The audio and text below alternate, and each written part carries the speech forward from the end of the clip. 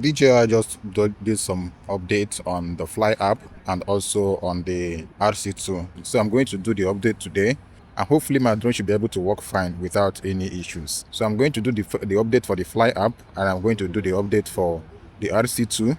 After that, I will do a flight test to see what the new changes brings into my Mini 5 Pro, and also see if everything still works as normal. Based on information we see on the screen when we click on any of the updates, the major update is because of the DJI Avatar 360. It also said that the updates fix some known issues. So let's do the firmware update both for the Fly app and then for the RC2, and then we'll do some flight tests and see if everything works as it's supposed to. So it's also telling me that there's a new firmware available for the aircraft, which is the drone itself. I'm going to go ahead to update it now to make sure that while I'm doing the testing, the firmware for the Fly app, the RC2, and then the aircraft are all up to date.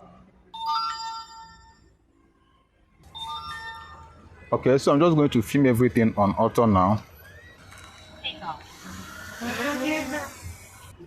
Okay, let me take it to somewhere that is out of the power line. We are doing the testing right now, nothing fancy, just to make sure that the drone flies normally as it should.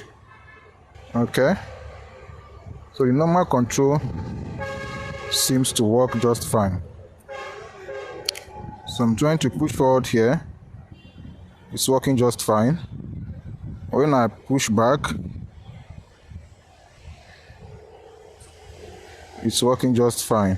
So I've not done any update since before the time it brought restrictions on not going above 120 meters. So I'm going to put it all the way up right now to see if I'm able to get to that particular 120 meters. Before I do that, I'm also going to make sure that I set my maximum altitude to above 120 meters. So let's see if this firmware is restricting it or not. So I'm going to go to my settings. Okay, max altitude is on 235 meters. So let's just pull the drone all the way up.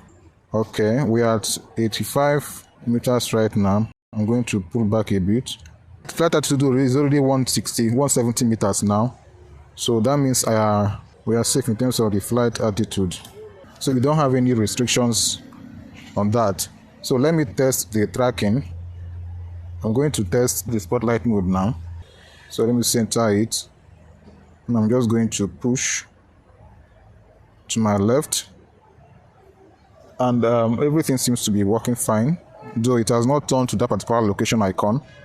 I'm waiting for it to turn to the location icon. It's taking time to turn to that location icon. I don't know why. Okay, it selected that point. So I'm going to try and do the spotlight now again to see if it will turn to that particular location point. Okay, it's not yet turning to that. I just don't know exactly why. That is one of the differences I'm seeing on this particular new firmware update. Still under the spotlight mode, I'm going to push. Okay, it's now that it just turned to the location that I've been looking for a while now. If I push down, while also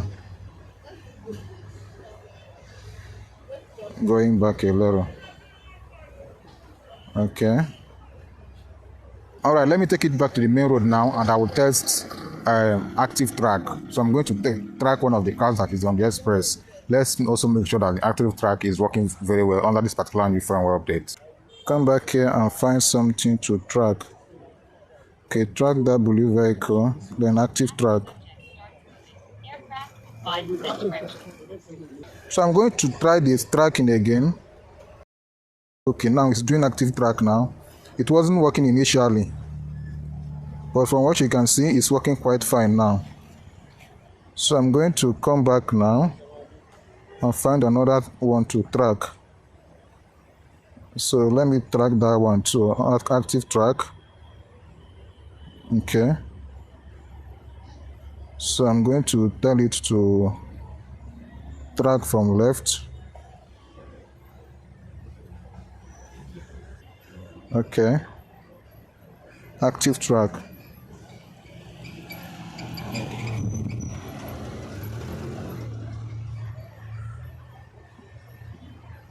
Okay, it's tracking that. I'm going to cancel, return to home point. I don't have strength.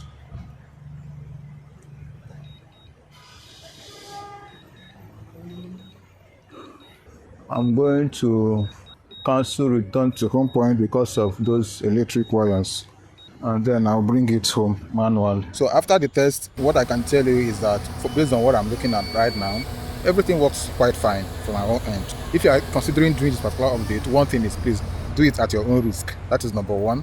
Then if you have already done this particular update, let me know in the comment section what has been your experience flying your DJI Mini 5 Pro after doing the update for the DJI Fly app and also doing the update for the DJI RC2. Leave a comment below on the comment section and let me know what your experience has been like. Thank you for watching, and please remember to subscribe to the channel.